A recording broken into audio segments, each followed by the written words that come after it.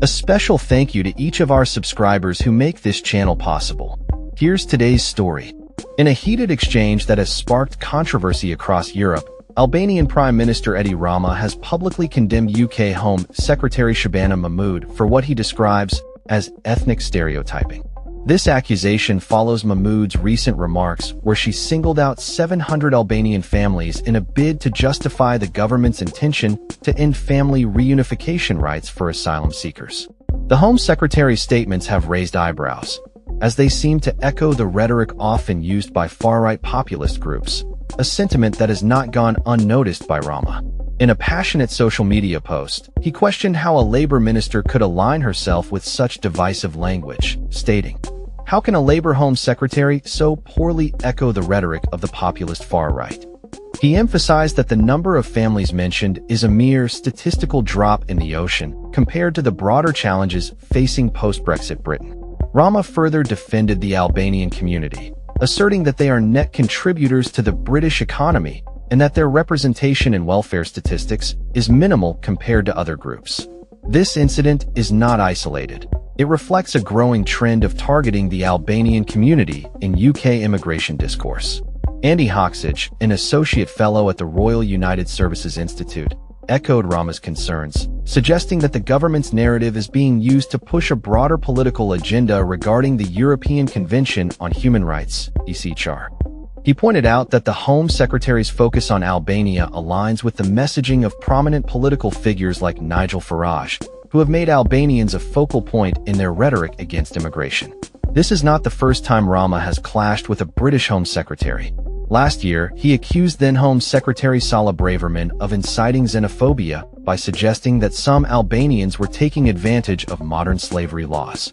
The recent proposals from the UK government have also drawn criticism from various quarters, including Lord Alf Dubs, a Labour peer and child refugee from the Nazi era. Dubs has labeled the government's approach as shabby and accused Mahmood of using children as leverage in her plans to deter asylum seekers. He expressed deep concern over the implications of deporting families, particularly those with children who have established lives in the UK. What are we supposed to do with children who are born here, who've been to school here, who are part of our community? He questioned, emphasizing the need for compassion in political discourse. The Home Secretary's proposals, unveiled earlier this week, include drastic changes to the asylum system, such as reducing the time frame for asylum seekers to stay in the UK from 5 years to 30 months, and extending the path to settled status from 5 years to 20.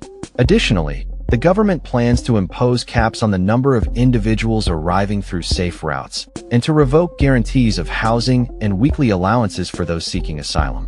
While the government argues that these measures are necessary to combat human trafficking and the dangers faced by migrants, critics argue that they reflect a hardline stance that lacks empathy.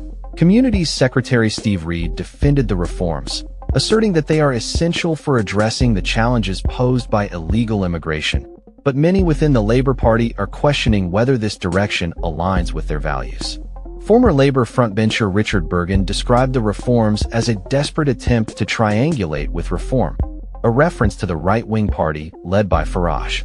The proposed measures have also drawn condemnation from various charities and advocacy groups, emphasizing that compassion must not be sacrificed in the pursuit of stricter immigration controls. As the debate continues, the implications of these policies for both the Albanian community and the broader landscape of UK immigration remain to be seen. The government maintains that it is necessary to address the issues of illegal migration and trafficking, but the effectiveness and humanity of these measures are under intense scrutiny. That's all for this story. We upload videos every day covering many different subjects, so hit that subscribe button to stay informed. Thanks for watching.